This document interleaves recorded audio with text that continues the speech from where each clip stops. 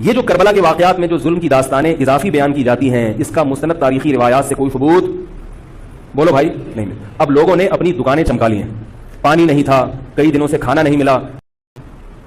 صحیح روایات سے ثابت ہے کہ حضرت حسین رضی اللہ تعالیٰ عنہ کربلا کے میدان میں وضو کر کے نماز پڑھتے تھے، تو پانی تھا تو، اور بعض نے یہ کہا کہ اہل بیت کی عورتوں کی عزتیں اچھالی گئی ہیں۔ آپ اس طرح کی باتیں کر کے اہل بیت سے محبت کا اظہار کر رہے ہو یا ان کی توہین کر رہے ہو؟ بولو بھائی، اگر کوئی عزت دار پاک دامن عورت ہو، بالفرض اس کی عزت پہ ڈاکہ ڈلتا ہے، بالفرض، تو آپ اس بات کو چھپاؤ گے نا، آپ جھوٹ بولو گے، بولو گے نہیں بھائی اس کی عزت پہ کوئی آنچ نہیں آئی ہے۔ کیونکہ جب عورت کی عزت کو آپ کوئی تار کر دے اور آپ ممبر پہ بیٹھ کے اس کو بتا دو، تو وہ عزت تار ہونے سے اتنی بے عزتی نہیں ہوگی جتنی اس بات کو بیان کرنے سے اس کی بے عزتی ہوگی۔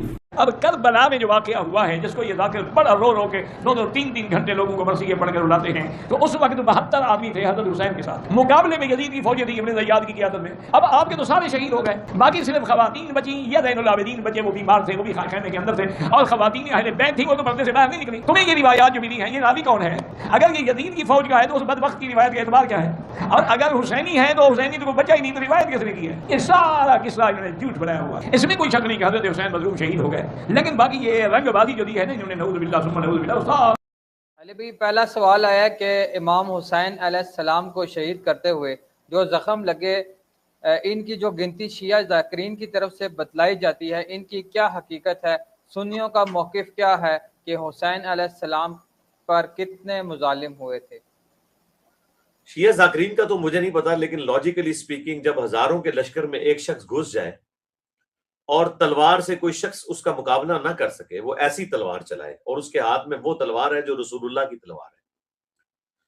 بخاری مسلم دونوں میں حدیث ہے، امام زین العابدین جب شام سے واپس آئے تو ان کے پاس نبی علیہ السلام کی وہ تلوار تھی جو حضرت حسین کی شہادت کے بعد ان کے پاس آ گئی، امام سجاد جو کہ بیٹے تھے ان کے۔ تو مسور ابن مخرمہ آئے، انہوں نے کہا حضرت یہ آپ مجھے دے دیں، مجھے لگتا ہے کہ یہ حکمران آپ پہ غالب آ جائیں گے، آپ سے چھین لیں گے۔ کہ میں یہ نہیں دوں گا۔ اور وہ تلوار وہ تھی جو رسول اللہ کی تلوار، اس میں الفاظ ہیں یہ رسول اللہ کی تلوار جو مولا علی کے پاس رہی، اور مولا علی نے جنگ جمل صفین اور نہروان رسول اللہ کی تلوار کے ساتھ لڑی ہیں، اور وہ تلوار پھر مولا حسن کے پاس آئی، پھر مولا حسن سے مولا حسین کے پاس۔ کربلا بھی مولا حسین نے اس تلوار کے ساتھ لڑی ہے، وہ رسول اللہ کی تلوار تھی صلی اللہ علیہ وسلم۔ دیکھ لیں جی کس تلوار کے خلاف کون لوگ کھڑے ہوئے ہیں۔ تو وہ کوئی سامنا کر تو نہیں سکتا تھا لڑائی میں، تو پھر تیر انداز مقرر کیے گئے سینکڑوں کی تعداد میں، جنہوں نے آپ پہ تیر چلائے، وَلِعَوْذُ بِاللَّهِ تعالی، یہاں تک کہ آپ زخموں کی تاب نہ لا کر زمین پر گر پڑے، پھر جا کے تلوار کے ذریعے وار کیا گیا اور آپ کا سر کاٹا گیا، وَلِعَوْذُ بِاللَّهِ تعالی۔ ان لوگوں پہ اللہ کی لعنت، اللہ کے فرشتوں کی لعنت، تمام لعنت کرنے والوں کی لعنت جنہوں نے حسین ابن علی کے ساتھ یہ کیا۔ اور پھر وہ جو صحیح بخاری میں 3748 ہے کہ پھر وہ سر کاٹ کے عبید اللہ ابن زیاد کے سامنے تشت میں رکھا گیا، اور وہ چھڑی مارنے لگا اور ان کے حسن میں کرام کیا، تو انس ابن مالک نے کہا کہ سب سے زیادہ رسول اللہ کے ہم شکل حسین ابن علی تھے، صحیح بخاری 3748۔ تو میں بہت بڑا جملہ بولنے لگا ہوں، شیعہ ذاکرین جو کچھ بیان کر رہے ہیں نا حضرت حسین کی شہادت اور ان کو لگے ہوئے زخم، ریالٹی اس سے بھی زیادہ ہولناک ہے۔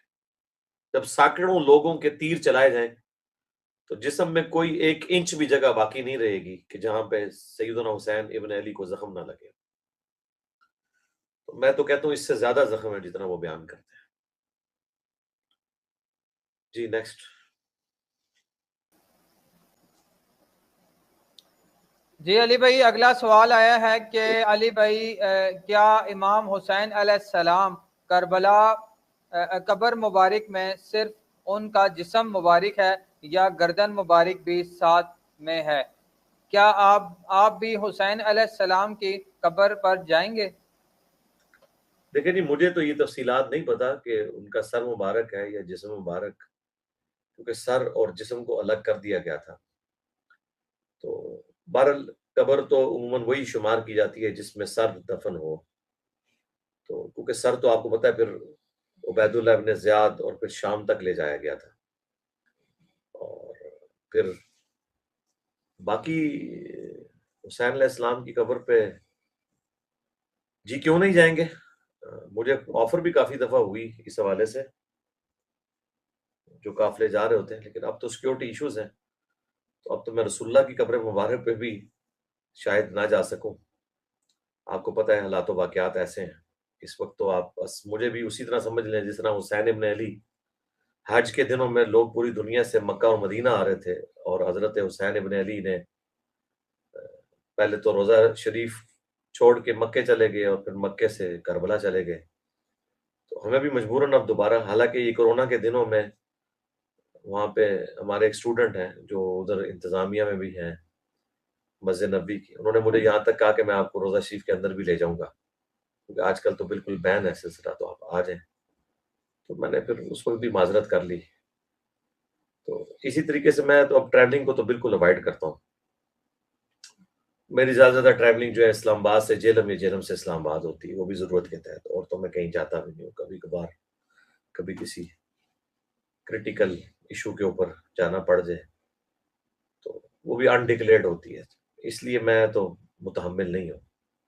باقی جو لوگ جائیں حضرت حسین ابن علی کی قبر پہ، تو ہم تو اسے دعاؤں کی قبولیت کی جگہ سمجھتے ہیں، قبر رسول کو بھی صلی اللہ علیہ وآلہ وسلم، مولا علی علیہ السلام کی قبروں کو بھی، شہداء کی قبروں کو بھی. وہاں پہ جائیں تو اللہ کے حضور ہمارے لیے دعا کریں، اور اللہ کے حضور اس دعوت حق کی سربلندی کے لیے دعا کریں انشاءاللہ.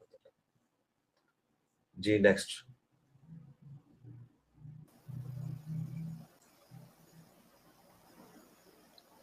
جی علی بھائی، نیکسٹ کوشچن ہے کہ حضرت زینب علیہ السلام کو السلام اللہ علیہ کو یزید کے دربار میں پیش کیا گیا اور اس کے بعد قید میں رکھا گیا.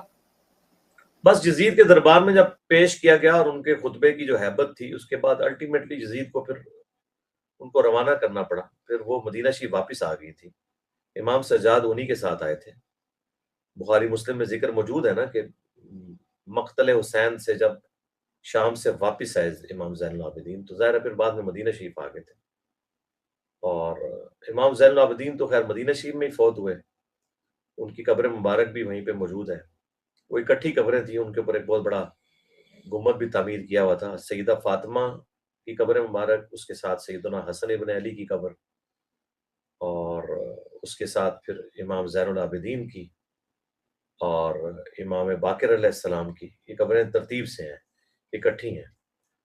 بقی غرقت کے قبرستان میں انٹر ہوتے ہی رائٹ پہ آپ دیکھیں گے ایک کافی زیادہ جھمگٹا لگا ہوتا ہے لوگوں کا، باہر سے زنجیر سے روکا ہوا ہوتا ہے، وہ ساری وہاں پہ قبریں تھیں. تو باقی سیدہ زینب جو ہے ان کی قبر پھر شام میں، کیونکہ پھر بعد میں شام شفٹ ہو گئی تھی. تو بعد میں ان کو دربار میں پیش کرنے کے بعد شاید چند ایک دن رکھا ہو، اتنی تفصیلات تو مجھے نہیں پتا، لیکن یہ الٹیمیٹلی کہ انہوں نے پھر ان کو وہاں سے روانہ کر دیا تھا. ظاہر ہے کہ پھر وہ زیادہ عرصہ تو ایسے نہیں رکھا جا سکتا تھا، تو ایک ریونج والا معاملہ بھی تھا. پھر وہ دیکھیں نا بعد میں آیا نا مختار سقفی، پھر بعد میں آیا نا، اور اس نے پھر بدلہ لیا. جی نیکسٹ.